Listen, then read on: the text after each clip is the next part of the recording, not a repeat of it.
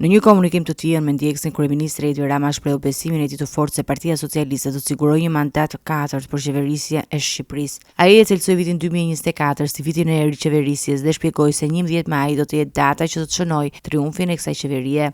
Ky është viti i mandatit të riqeverisjes dhe marrim në 11 maj.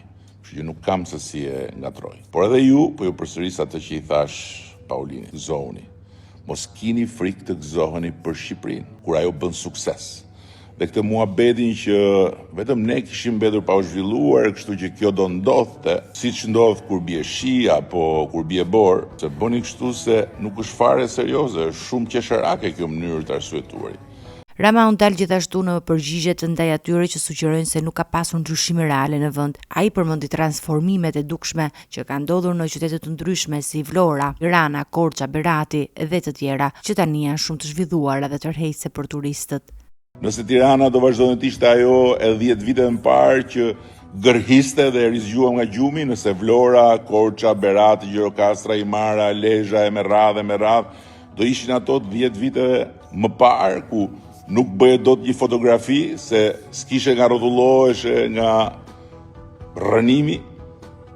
Nëse Shqipëria do ishte akoma inferiore dhe e përçmuar ndërkombëtarisht, si deri 10 vjet më parë, na shifin gjithë nga lart poshtë dhe rrudhnin buzët kur dëgjonin Shqipëri, kur dëgjonin shqiptar. Ka shumë nëse, po ka një fakt kokfort. Suksesi i Shqipërisë turistike sot është vizioni, programi, puna këmbgulse e kësaj qeverie dhe askujt tjetër, si dhe aleanca jonë strategjike me sipërmarrësit e mëdhenj dhe të vegjël të Shqipërisë që punon e nuk merret me llafe.